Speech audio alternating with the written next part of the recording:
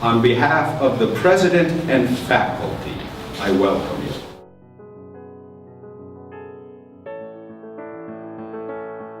I am Wolf Schäfer. I am a professor from Stony Brook University, you know that. Currently I am in Berlin because I am on leave from Stony Brook for 3 years. And I'm at the American Academy in Berlin, which is a research institution. So we have fellows that come there for 1 semester and then they go again. And so I'm the Dean of Fellows at that institution. So the trip to Florence was shorter than it would have been from the United States. But I have been a historian of science and at Stony Brook for 25 years.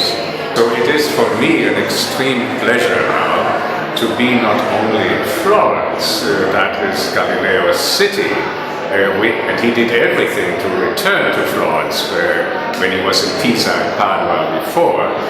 So it's also an extreme pleasure to be part of this conference, which happens in the Museo Galileo, and that is such a central place for all Galileo scholarship that I can only say I'm extremely pleased to be part of this event. I'd like to make a quick mention of the Florence University of the Arts, FUA, an innovator in education, experiential education in particular, intercultural education in particular. We are very proud to tell you we have students from more than 40 countries enrolled in our international community, something of great pride to us. And today, not only will scholars, researchers, postdocs, academics be participating in this conference, so will our undergraduate students. This afternoon we have a student panel discussion. Ci tenevo particolarmente di portare il saluto della città di Firenze con grande onore e del sindaco Nardella che vi porta il suo saluto e gli auguri di buon lavoro per questi 2 giorni. On behalf of the city administration of Florence, I am very honored to welcome you today to Florence on occasion of this precious conference. For this reason, I am pleased to bring greetings and best wishes for a successful conference from the city of Florence. In specific, I bring the greetings of our Mayor Dario Nardella. The city of Florence is honored to host for the last 6 years this conference organized by Florence University of the Arts in collaboration with the Stony Brook University in New York, Genius Loci, Florence and Galleo. Florence, its leaders and citizens are aware of the importance of intercultural engagement in today's global engagement. It's always a great pleasure to be here. This is the 6th year.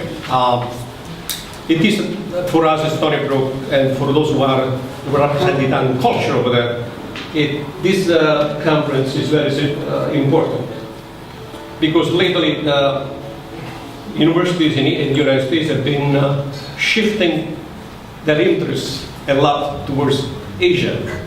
And so to have our presence over here in Italy, and especially in Florence, for those of us who represent Italian culture in American institution, it is extremely important to have this kind of bridge.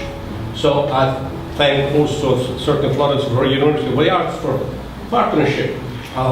It is important for you, but it is important also for us to have this kind of relationship. And by having this kind of conference where you attract important scholars from, not only from Italy, but from all over the world, it is a hybrid forum where new ideas are created, are tested, because this is the importance of having this kind of forum. Thank you so much for being here. For me, it's a great pleasure and honor to be able to celebrate with colleagues, with students, and wider academic community at FUA the celebration of the opening of our 600th conference. Florence University of the Arts is a wonderful school which has so many different articulations, and our organization has been able to work together to create an event which is so fully rounded. There is an academic component, of course, but there is also, of course, a component which pertains to the organization, to the logistics, to the management of the facilities, and I'd really like to thank my colleagues for bearing with me over the next few days and also sort of being so helpful and supportive of the process. And this is something which is, I believe, something which should go beyond in a certain sense, and we should take Galleo's example, because as Professor Mignone said, he was somebody who was authentically curious, and his approach to knowledge wasn't segmented or divided according to the organization of our modern academies, but it was spontaneous and multidisciplinary. So he was able to gaze upon a starry night and draw sketches of the moon, and those sketches were nothing less than pieces of fine art. And then he would be able to reflect on these drawings and draw the mathematical rules which explain the behaviors of the celestial bodies. And then he was able to write a book about it and express the astonishment and the importance of his discoveries. And so, in this sense, he embodied what is the quintessence of the Florentine genius. You know, this sense of creativity which is so fundamentally multidisciplinary and all-encompassing. And so, this is a thing that that should inspire us. You know, not only during these few days during the conference, in which we'll be able to discuss and confront our opinions, but also once we go home, to our respective institutions, so that the genius Loci doesn't necessarily have to be only Florence. It can be the very buildings and the very schools that we work in every day. So this is my wish for the conference, and thank you so much for being part of this. Thank you so much. We are particularly glad to host this symposium organized by the Florence University of Arts, which is one of the events that this year celebrate Galileo's birthday. As you know, Galileo was born only a few days before Michelangelo's death, and this coincidence of dates was used by the first biographer of Galileo, Vincenzo Viviani, to convey a message, an idea that Galileo was a kind of embodiment of Michelangelo, so the genius of the art and the science as an embodiment of the genius of the arts. And even if there is a scholarly opinion about Galileo as an artist, I'm not going to talk about this. I don't think Galileo was an artist actually. He was an art connoisseur, very competent, but certainly not an artist, and he had a lot of friends who were painters and architects and sculptors who collaborated with him, and this is the topic of this paper, the impact of Galileo's studies on the theory of and practice of art in the 17th century. My question was how to connect with Genius Loci, the spirit of the places, when there are so many things that prevent you from being able to connect, like the crowd and all the pessimist thoughts you have. And so in fact, when you come to some place, you meet with the Genius Loci without even having conscience of that. And after, if you go to some quiet place, some place you feel safe, you can reconnect to all those spirits you have met in the past. And that's how inspiration comes with all the past Genius Loci.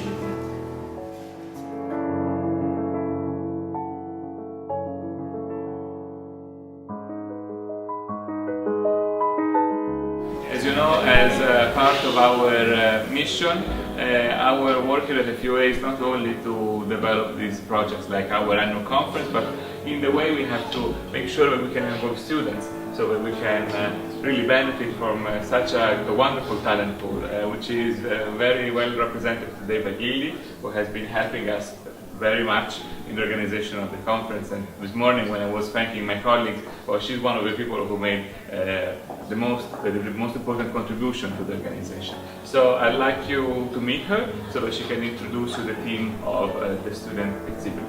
Thank you. Thank you very much. As Thomas said, my name is Lily, and I am the current intern here at Ziva. First of all, I would like to thank Thomas and also my internship advisor, Loci, for coordinating the conference and this exhibition and allowing me to be a part of it by assisting. I have gained invaluable experience in these past few months and have thoroughly enjoyed my time here because of them. This exhibition and its connection to the conference has been a very wonderful opportunity for students to learn more about Galileo Galilei, whom they've undoubtedly studied before, but now have the opportunity to view with a new perspective his life, his work, and most importantly, his strong ties to Florence. Though many of the works deal directly with Galileo, the theme of the exhibition focused more on the concept of Florence's genius Loci, the collective spirit of inspiration that is unique to the city. I'm working from the Physics and Astronomy department here in Florence, and my contribution here is a description of the experiments made by Galileo in his life, and I talk about mechanics of the inclined plane, the free fall of the objects, and also of the astronomical discoveries, the discovery of Jupiter, the surface of the moon, and so on. I'm an art historian, and I specialize on 16th century art, particularly iconography. I'm very interested in the symbolism of the images, and I became fascinated with Galileo's tomb, which is across from Michelangelo's tomb, done by Vasari. And I wanted to know why nobody has really decoded all the symbolism and the meanings of this incredible tomb. And so this was my discussion. And I'm not an astronomer, and I'm looking for an astronomer in order to understand what is it that Galileo and the personification of astronomy and geometry are looking at. What are they gazing?